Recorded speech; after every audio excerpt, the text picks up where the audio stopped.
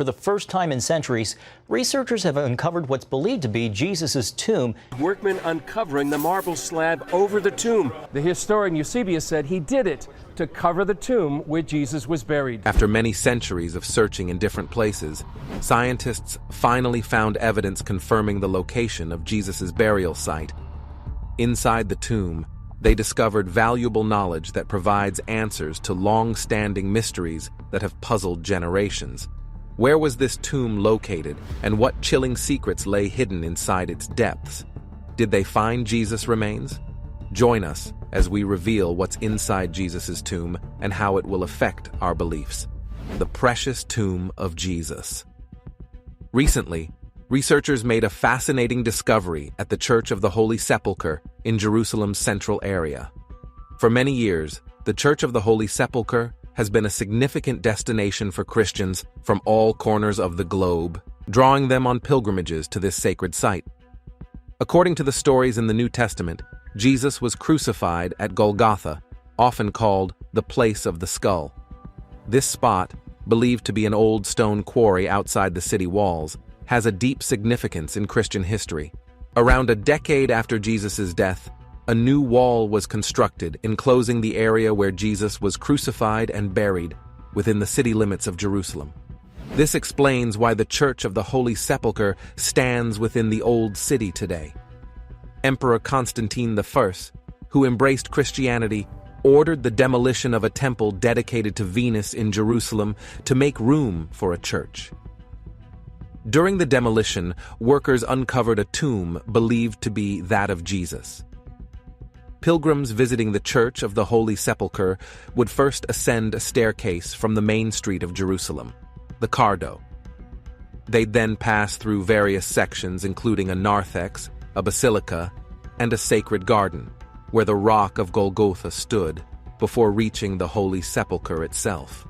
Initially, the tomb carved into the rock was exposed to the elements, but later a small building was constructed to protect it. The entire complex was richly adorned, as described by Eusebius of Caesarea, a biographer of Constantine, as well as depicted in early 5th century artwork in Rome and on the Madaba mosaic map from the 6th century.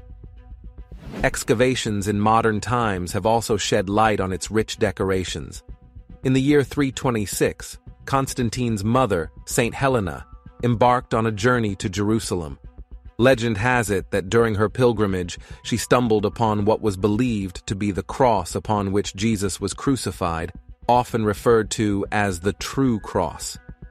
The tale of the The True Cross's discovery became widely known by the early 5th century. By the 11th century, a cave beneath the ruins of the basilica gained fame as the chapel of the invention of the cross. In 614, tragedy struck when a Persian army razed the church to the ground and seized the True Cross. However, in 631, the Byzantine Emperor Heraclius managed to negotiate its return. Following the Arab conquest in 638, life for Christians in Jerusalem remained relatively peaceful initially, with tolerance prevailing. However, 3 centuries later, changes came about as the basilica's entrance was transformed into a mosque. Then, in 966, a devastating fire which was ignited during anti-Christian protests consumed the dome of the structure. In 1009, the destruction of the church was ordered by the zealous Fatimid Caliph al-Hakim. Nonetheless, the Byzantine Emperor Constantine I Monomachos generously financed its reconstruction, but with alterations to its layout, including a new entrance on the south side, during the latter part of the 11th century. Remarkably, during much of this era, Muslim rulers in the city treated the pilgrims with kindness and respect. It was only after the Seljuk Turks took over Jerusalem in 1077 that rumors began to spread about Christian pilgrims facing mistreatment and being denied entry to the church. The desire to reclaim sacred sites, particularly the Holy Sepulchre, played a significant role in motivating the First Crusade, which took place between 1096 and 1099. Following the capture of Jerusalem by the Crusaders in 1099, Eyewitness accounts describe how the surviving members of the journey prayed in the Church of the Holy Sepulchre, which was unusual because it lacked a roof at the time. Over the next 50 years, the Church of Constantine I Monomachos underwent extensive reconstruction. While its original layout remained intact, the church was transformed into a cathedral, modeled after Western churches.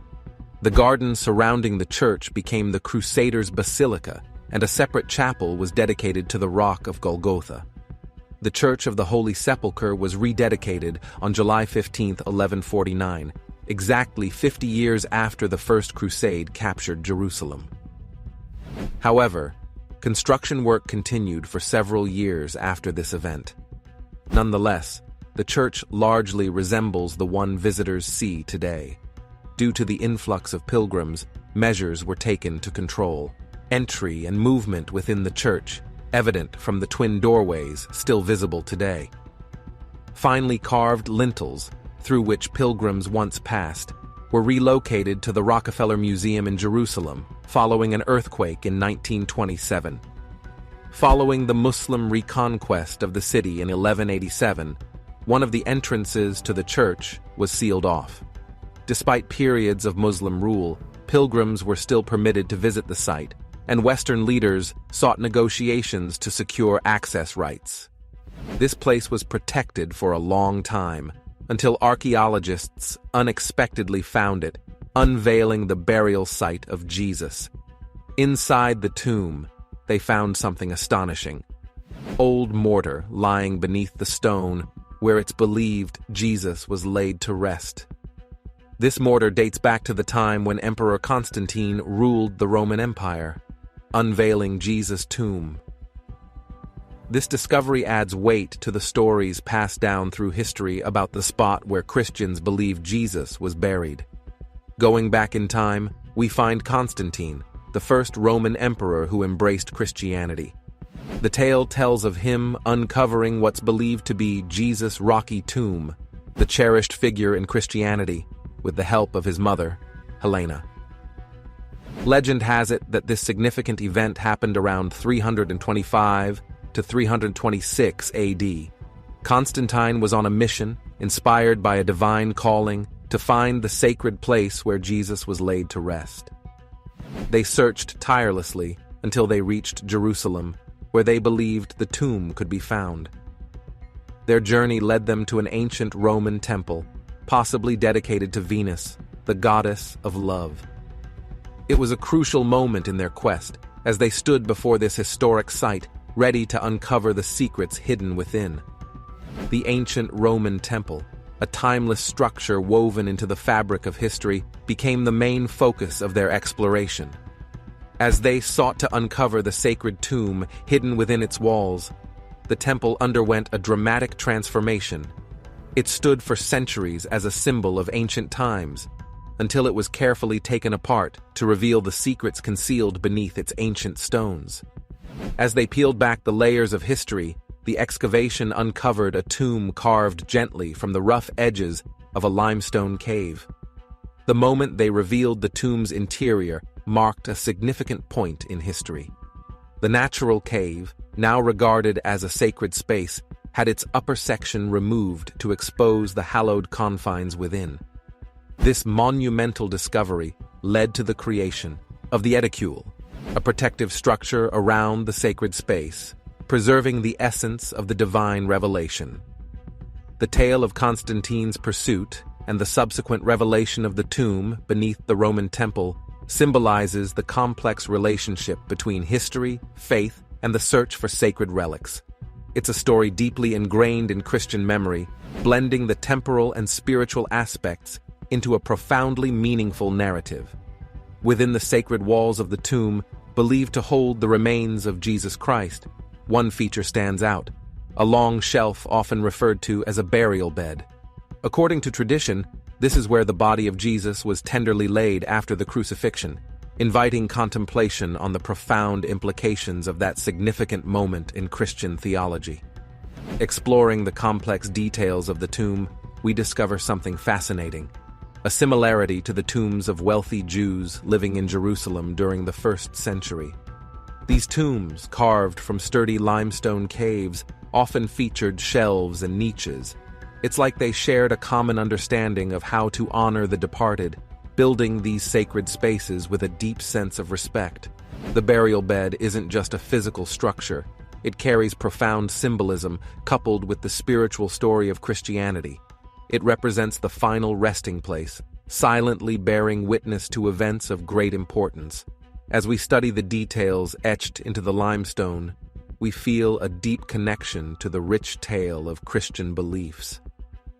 A layer of history unfolds as we examine the marble covering the burial bed.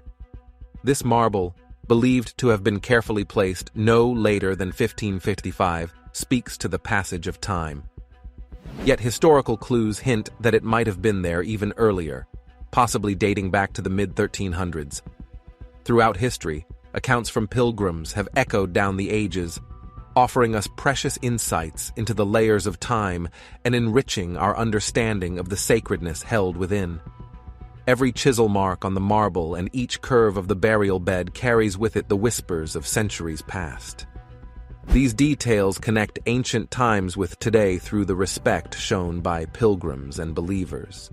The tomb, with its special features, goes beyond mere physical space. It becomes a vessel carrying centuries of devotion and contemplation. It invites all who approach to connect with a narrative forever etched in stone. Now let's take a look at the scientific discoveries regarding the mortar found in Jesus' tomb. Exploring shocking ancient secrets, led by Chief Scientific Supervisor Antonia Maropoulou, a team of scientists dated mortar samples taken from different parts of the edicule, the protective structure around the tomb. What they uncovered shocked the world. The mortar, a relic embedded with the history of architecture, became the focus of their investigation. By analyzing samples from various points within the edicule using radiocarbon dating, they sought to reveal the ancient secrets hidden within the mortar. The recent test results shed new light on the timeline of the edicule's construction. The discovery that the lower slab, a crucial part of the sacred structure, was likely cemented in place during the mid-4th century adds another layer of historical significance to this holy monument. Associating this construction work with Emperor Constantine's reign adds an important layer to the story, linking the edicule's beginnings with the influence of a key historical figure. The confirmation of Constantine's involvement in building the edicule holds deep meaning for scholars and historians focused on uncovering the mysterious history of this sacred place. The time frame of the mid-4th century offers a glimpse into the past, connecting the edicule's architectural development with the history of the Roman Empire. As the results emerge, they bring a pleasant surprise to those studying the sacred monument, with the dating of the edicule's lower slab standing as evidence of the ongoing search for historical truth. Once silent witnesses to ancient craftsmanship, the mortar samples now reveal insights that enhance our understanding of Emperor Constantine's journey and the individuals who shaped the sacred sanctuary of Jesus' tomb. Scientists used an advanced method called optically stimulated luminescence, OSL, to date the sacred mortar samples from the edicule, allowing them to determine when quartz sediment, crucial to the mortar, was last exposed to light. This technique is significant because it accurately unveils details of time. The mortar samples underwent thorough examination at 2 separate laboratories, each contributing independently to the quest for clarity about the timeline. Using OSL, the researchers aimed to uncover the history stored in the quartz sediment. By studying how this sediment was exposed to light over time, they gained insights into the periods when the mortar underwent changes. Questions arose about whether the rebuilt church accurately reflected the sacred ground identified by a delegation from Rome 17 centuries earlier. Despite these uncertainties, the church remains a symbol of Jerusalem's enduring spirit, inviting reflection and investigation into the complex narratives of faith and historical accuracy. As researchers examined mortar samples taken from the remains of the southern wall of the cave, they began to piece together a historical timeline.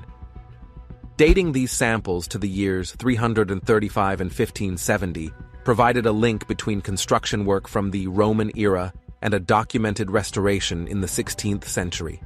These echoes of mortar, preserved within the structure of the edicule, serve as evidence of the enduring history embedded in this sacred space. The southern wall, having witnessed centuries of change, revealed signs of Roman-era construction, reinforcing the story of how the edicule evolved. Through scientific analysis, guided by precise dating methods, researchers were able to decode the chronological imprints left by different builders and restorers. A significant discovery came when they examined the mortar from the tomb entrance, which bore the signature of the 11th century. This aligns with a crucial period in the edicule's history, the careful reconstruction following its destruction in 1009. The findings highlight the resilience of those who worked tirelessly to preserve this sacred space, showing their dedication through careful reconstruction efforts during the 11th century.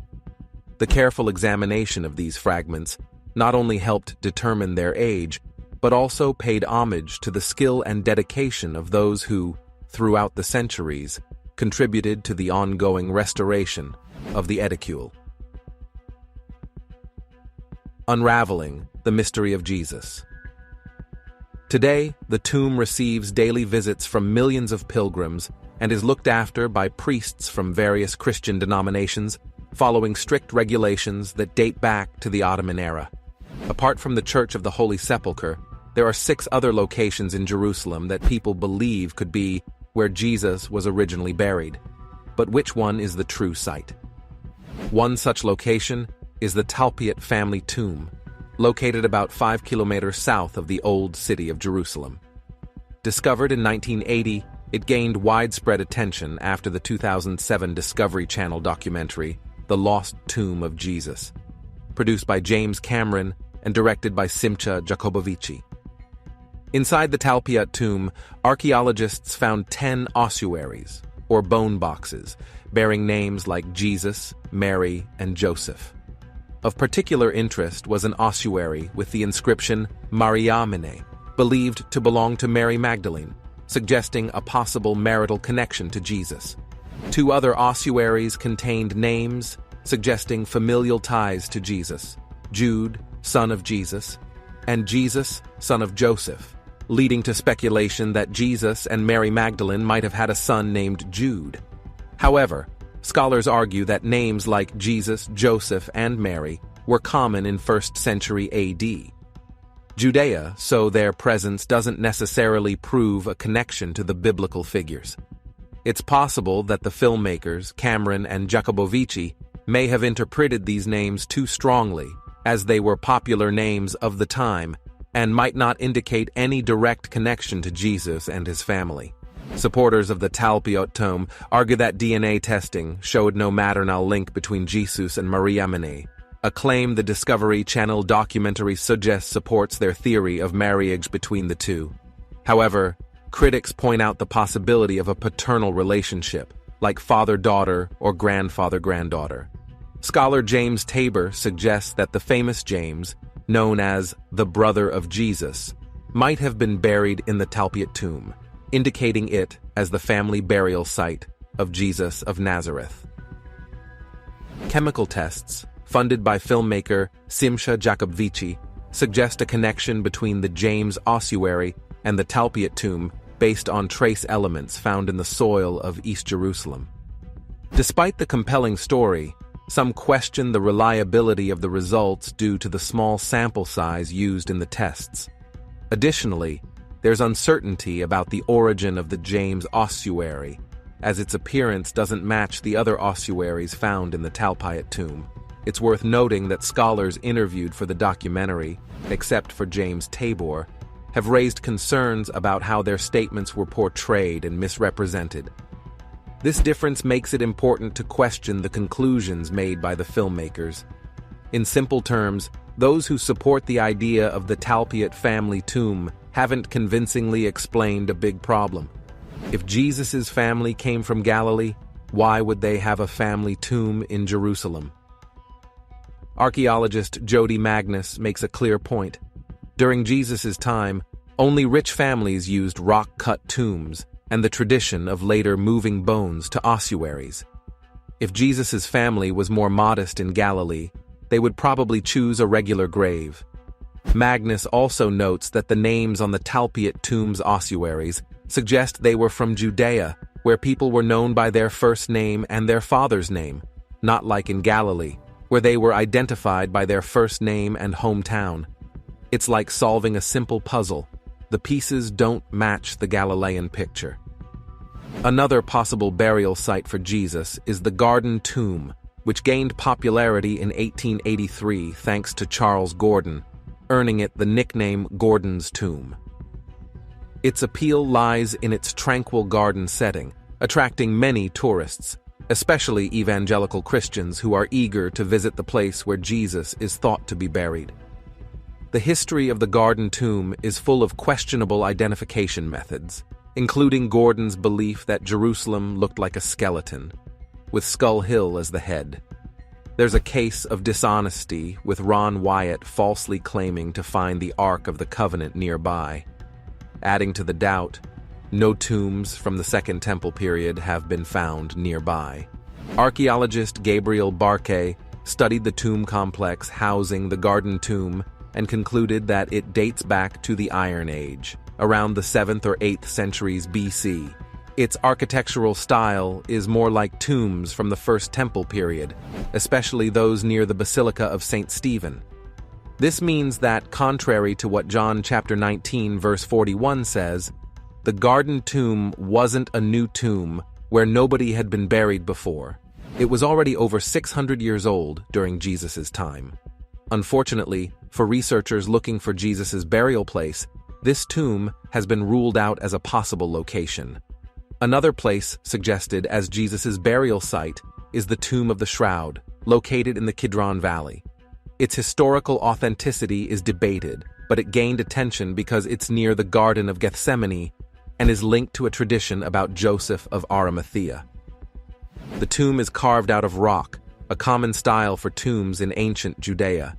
It's thought to be significant because it might be connected to the events surrounding Jesus' crucifixion and burial. Tradition says it's called the Shroud Tomb because an ancient burial shroud or cloth was found there.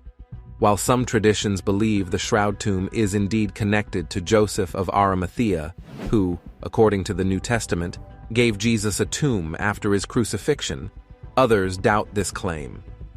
There's limited archaeological evidence supporting the idea that the Tomb of the Shroud is where Jesus was buried, and experts have different opinions on its historical accuracy. Despite the uncertainties, people are attracted to this site because of its religious significance and the mysteries surrounding its connection to Jesus' burial. It's still considered an important part of the rich tapestry of traditions and beliefs about where Jesus was laid to rest.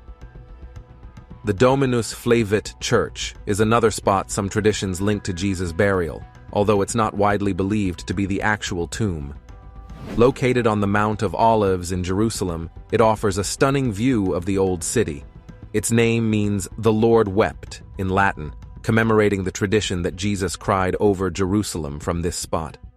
Designed by Italian architect Antonio Barluzzi, the church is shaped like a teardrop to symbolize Jesus' tears. Its unique architecture and panoramic vista make it a fascinating stop for visitors exploring Jerusalem's sacred sites. Next to the Dominus Flevit Church is a rock-cut tomb that has some traditions associated with Joseph of Arimathea, the man who, according to tradition, provided Jesus with a tomb after his crucifixion. Although Dominus Flevit Church isn't as famous as the Church of the Holy Sepulchre, it still holds spiritual importance on the Mount of Olives, a site connected to many events in the Bible. While it's not widely accepted as Jesus' actual burial place, the church remains a meaningful spot filled with history, beautiful architecture, and the religious stories from Jesus' time. The tomb of the Virgin Mary and the tomb of Joseph of Arimathea are also believed by some to be potential burial places of Jesus. The tomb of the Virgin Mary. The tomb of the Virgin Mary, located in the Kidron Valley, is traditionally associated with Jesus' mother's burial. Pilgrims and visitors are drawn to this site, believing it holds significance in Christian history, even though historical evidence supporting its connection to Mary is limited. People are attracted to this tomb because of their respect for Mary and the stories passed down in Christian tradition. Joseph of Arimathea, mentioned in the New Testament, is known for providing his tomb for Jesus' burial. The exact location of Joseph's tomb varies among different beliefs. Some say it's in the Kidron Valley, while others point to different places. These differing claims add to the mystery surrounding the search for where Joseph was laid to rest after his significant role in Jesus' burial. Both tombs are surrounded by religious devotion and history, offering believers a chance to connect spiritually as they explore them. The stories connected to these sites are woven into the broader fabric of the Christian faith, inviting both pilgrims and historians to delve into the tales passed down over generations. The search for the exact location where Jesus was buried continues to intrigue those interested in the historical and spiritual aspects of his burial. In 2017, a team of experts embarked on an ambitious project to restore the Church of the Holy Sepulchre in Jerusalem. This site is revered by Christians as the place where Jesus was crucified, buried, and resurrected. The church has a complex history, having undergone multiple renovations and alterations over the centuries, which makes it a subject of fascination for historians, archaeologists, and believers alike. The main aim of the restoration project was to strengthen the edicule, a small shrine that houses the tomb of Jesus within the church. The edicule itself has been repaired and renovated numerous times since it was built in the early 19th century. Over time, the structure began to show signs of decay, including cracks in its marble walls and instability in its foundation. To ensure the preservation of this sacred site, experts carefully planned and executed a restoration. As they worked on reinforcing the edicule, the team of specialists made an unexpected and remarkable discovery. While delicately removing the marble covering from the tomb's inner chamber, they uncovered a previously sealed chamber within the tomb itself. This hidden chamber had been untouched and hidden for centuries, completely forgotten until now. The revelation astonished the archaeological community and added a new layer of mystery to the history of the Church of the Holy Sepulchre. It appeared that the sealed chamber had been closed off during a renovation of the edicule in 1555, a fact that had been lost over time. Although the newly discovered chamber didn't contain any human remains or significant artifacts, its presence highlighted the ever-changing nature of the church and the layers of history concealed beneath its sacred walls. Archaeologists and historians were quick to realize the significance of this discovery. It highlighted the continuous effort to uncover the mysteries surrounding the Church of the Holy Sepulchre, a place steeped in centuries of religious devotion and historical changes. The purpose and importance of the sealed chamber remain topics of scholarly discussion, opening up new paths for research and exploration within this sacred site. The uncovering of the hidden chamber was a truly remarkable event connected to the history of the Church of the Holy Sepulchre. It served as a reminder that, even in one of the most revered and extensively studied locations in the world, there are still secrets waiting to be revealed. This unexpected discovery sparked renewed interest in the Church's past and the ongoing quest to comprehend its intricate history. Aside from the fascinating findings within the Church of the Holy Sepulchre, the search for Jesus' burial place has expanded beyond Jerusalem. In the town of Talpio, just south of the city, lies the Talpiot tomb, which has attracted considerable attention in recent years. Discovered in 1980, this tomb complex contained 10 ossuaries, 2 of which have sparked significant debate and controversy.